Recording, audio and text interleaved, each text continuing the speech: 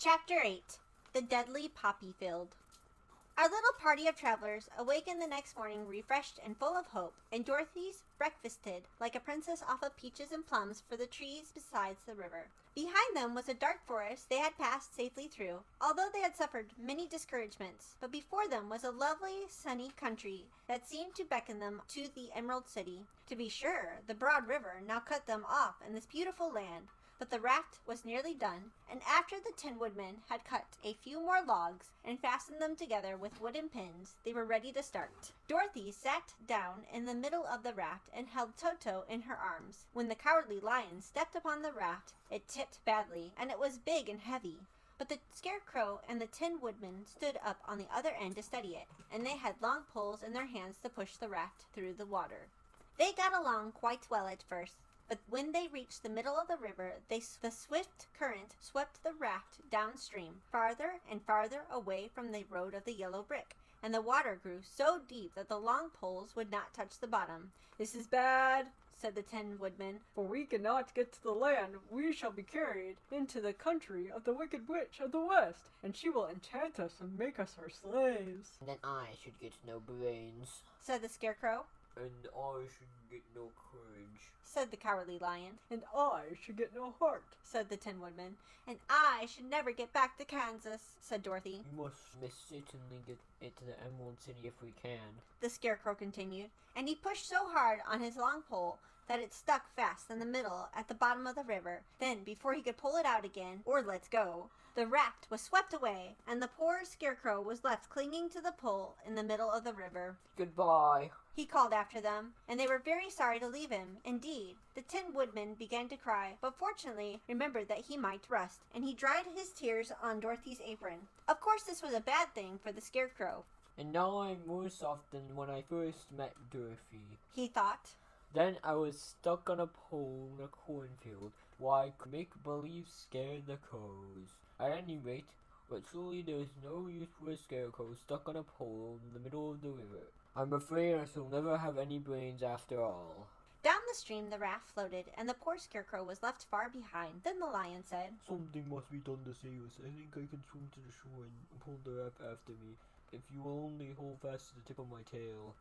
So he sprang into the water, and the Tin Woodman caught fast hold of his tail. Then the Lion began to swim with all his might towards the shore. It was hard work, although he was so big, but by and by they were drawn out of the current, and then Dorothy took the Tin Woodman's long pole and helped push the raft to land. They were all tired out when they reached the shore at last and stepped off the pretty green grass, and they also knew that the stream had carried them a long way past the road of the yellow brick that led them to Emerald City. "What now shall we do?" asked the Tin Woodman as the Lion lay down on the grass and let the sun dry him. "We must get back to the road in some way," said Dorothy. "The best plan will be to walk along the riverbank until we come to the road again," remarked the Lion. So when they were rested, Dorothy picked up her basket and they started along the grassy bank to the road from which the river had carried them. It was lovely country, with plenty of flowers and fruits and trees and sunshine to cheer them, and had they not felt so sorry for the poor Scarecrow, they could have been very happy. They walked along as fast as they could, Dorothy only stopping once to pick a beautiful flower, and after a time the Tin Woodman cried out, "Look!" They all looked at the river and saw the Scarecrow perched upon his pole in the middle of the water looking very lonely and sad. "What can we do to save him?" asked Dorothy. The Lion and the Woodman both shook their heads, for they did not know, so they sat down upon the bank and gazed wistfully at the Scarecrow until a stork flew by, who, upon seeing them, stopped to rest at the water's edge. "Who are you, and where are you going?" asked the stork. "I am Dorothy," answered the girl, "and these are my friends, the Tin Woodman and the Cowardly Lion, and we are going to the Emerald City." "This isn't the road," said the stork, as she twisted her long neck and looked sharply at the queer party. "I know it," returned Dorothy, "but we have lost the Scarecrow, and we are wondering how we shall get him again." "Where is he?" asked the stork. "Over there in the river," answered the little girl. "If he wasn't so big and heavy, I would get him for you," remarked the stork.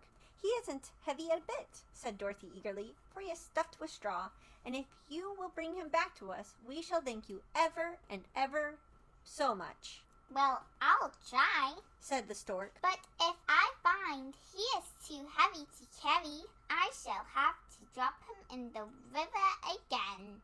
So the big bird flew into the air and over the water till she came to where the Scarecrow was perched upon his pole. Then the stork, with her great claws, grabbed the Scarecrow by the arm and carried him up into the air and back into the bank, where Dorothy the lion and the Tin Woodman and Toto were sitting. When the Scarecrow found himself among his friends again, he was so happy that he hugged them all, even the lion and Toto. As they walked along, he sang, "Told-me-do." At every step, he felt so gay.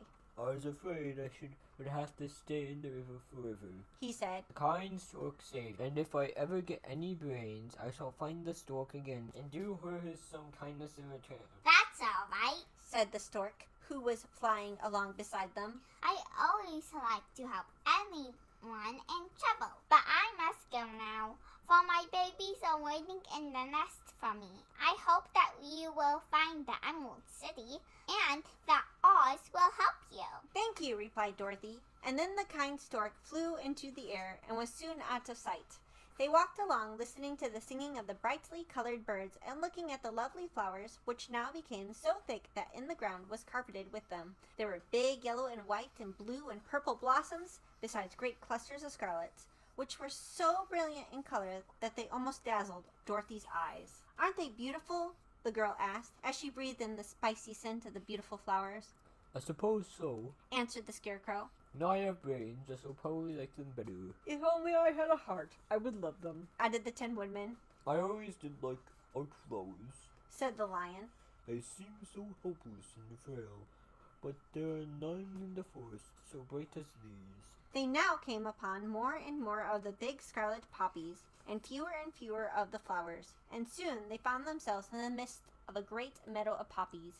Now it is well known that when there are many of these flowers together, their odor is so powerful that anyone who breathes it falls asleep. And if the sleeper is not carried away from the scent of the flowers, he sleeps on and on forever. But Dorothy did not know this, nor could she get away from the bright red flowers that were everywhere about. So presently her eyes grew heavy, and she felt she must sit down to rest and to sleep.